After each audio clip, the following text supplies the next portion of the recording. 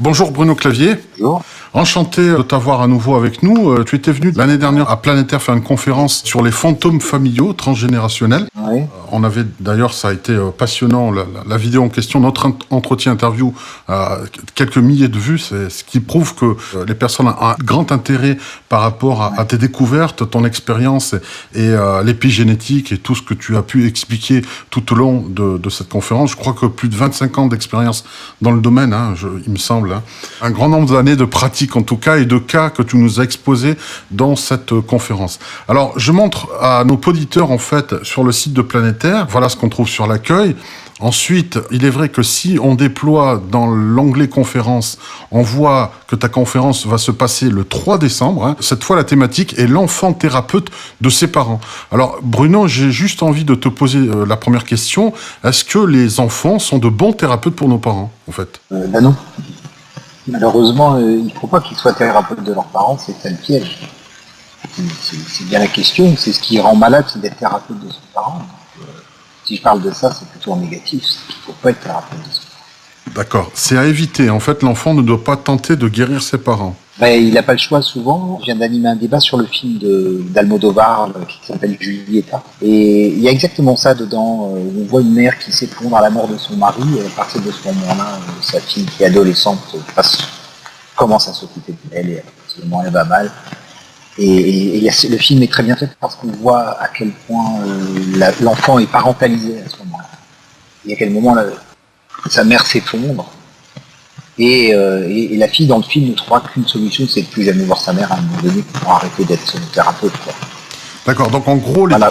les parents seraient toxiques par rapport aux enfants, d'après toi ? Bah, ils font pas exprès, c'est-à-dire que moi je suis parent aussi.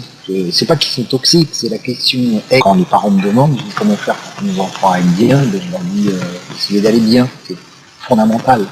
Dès que vous allez mal, vos enfants essayent de vous aider. Et donc ils ont plus d'énergie pour eux, leur énergie elle est tournée vers leurs parents.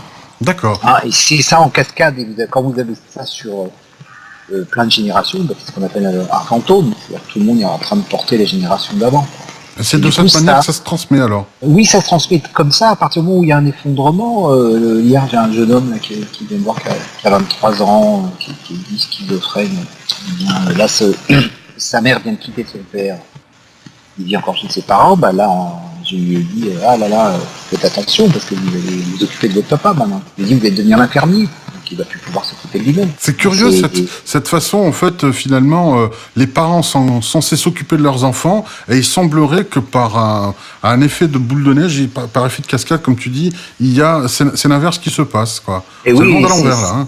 Eh ben, c'est le monde à l'envers tout simplement parce que le parent lui-même n'a pas eu celui qu'il avait besoin quand il était enfant. Alors après, inconsciemment, je dis bien, les parents sont globalement, ils sont tous bons, quoi. C'est rare les mauvais parents. Mais ils peuvent pas faire autrement, c'est inconsciemment.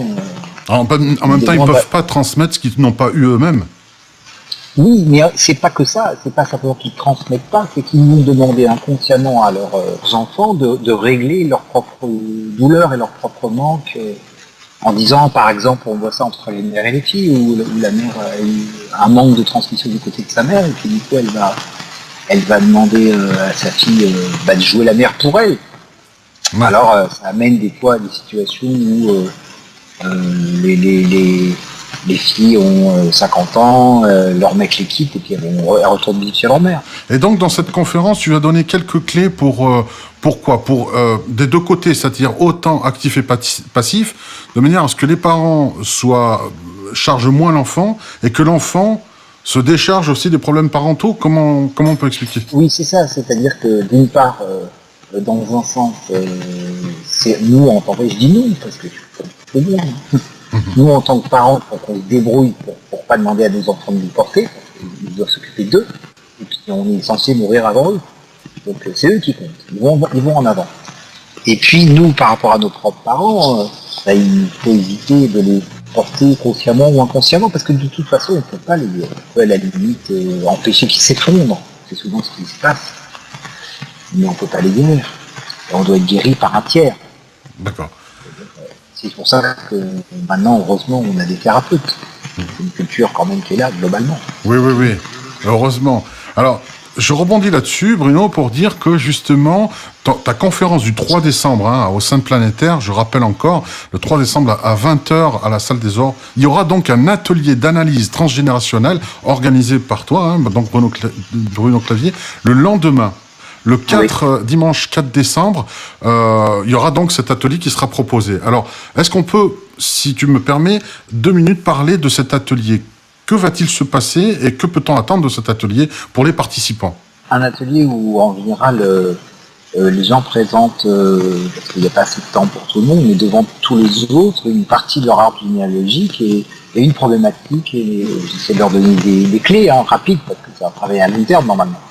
C'est comme une espèce d'initiation, d'idée, pour que, par rapport à la problématique qu'ils ont, qu'ils puissent voir dans l'arbre généalogique ce qui pourrait les aider, parce que des fois c'est pas dans l'arbre, ça relève plus de la thérapie que en général ils ont déjà, ou que j'espère qu'ils vont faire, si jamais c'est pas le cas.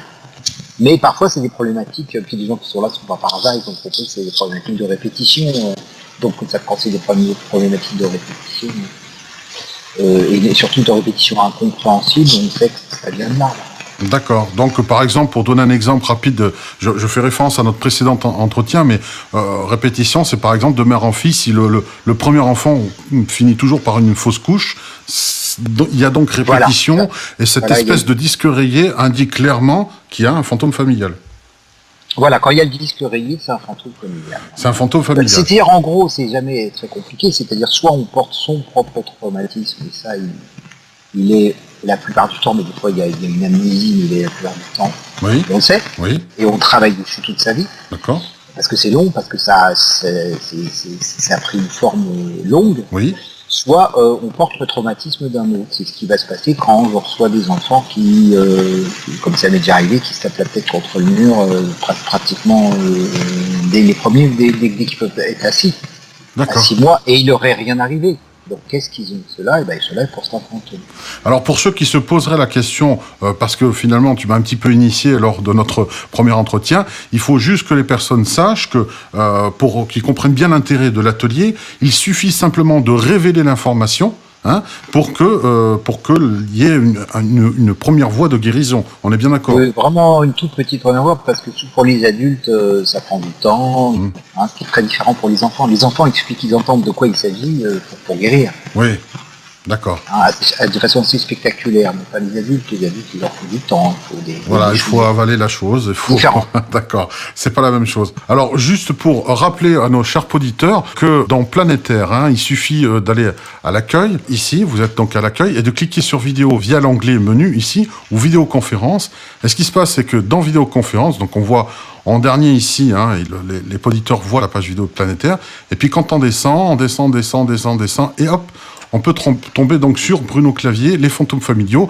J'invite donc les auditeurs à revoir, en attendant le 3 et 4 décembre, la venue effective, physique, en chair et en os de Bruno Clavier, de se nourrir en attendant de cet entretien. Et puis sur Internet aussi, tu as fait pas mal d'interviews aussi où tu parles pour le fun. Comment tu perçois donc cette médiatisation par rapport à ta discipline ? Est-ce que tu te sens acteur d'avoir développé et vulgarisé ça auprès du monde, en fait ?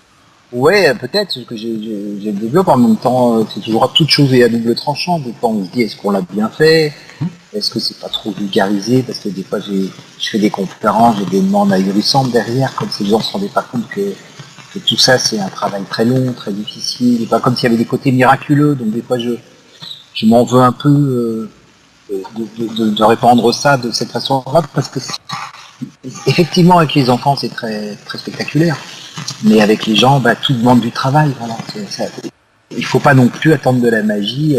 C'est pour ça qu'il y a des psychanalystes, c'est pour ça qu'il y a des psychologues. Il faut que les gens comprennent qu'il n'y a pas de miracle, et que quelque part, par son propre travail, que les choses vont mieux et qu'ils demandent de la patience et du temps. Le meilleur médecin, c'est soi-même finalement, c'est le meilleur thérapeute. Voilà. Et tu les accompagnes vers ça. J'essaye, mais de savoir que c'est pour ça qu'il y a plein d'acteurs de ça. Des psychologues, ainsi de suite, toutes sortes de gens qui sont thérapeutes, et que tous, normalement, savent que ça prend du temps et qu'il n'y a pas de miracle non plus. D'accord. Dans ce domaine, voilà, si j'ai quelque chose à dire par rapport à ça, parce que des fois, ça peut même être reproché à juste titre, mais c'est juste que moi je le sais. Donc, faut pas que je l'oublie de le dire. Moi, je ne fais rien que je n'ai pas travaillé moi-même. Oui. Hein, ce que je veux dire. Et moi-même, tous les matins, je travaille sur moi, tous les jours. On n'a jamais fini. C'est le travail de toute une vie. Ben oui, parce qu'on n'a jamais fini d'essayer d'être moins bête, moins ci, moins ça, moins... C'est évident, c'est évident. Ben oui. Mais déjà, le fait de se questionner, déjà de se poser la question si on va réellement bien et de se soigner dans les profondeurs et de consulter, c'est déjà un premier pas où on va vers le mieux. C'est déjà ça. Voilà, on va vers le mieux, mais c'est juste que c'est fascinant, c'est un univers fascinant et prometteur.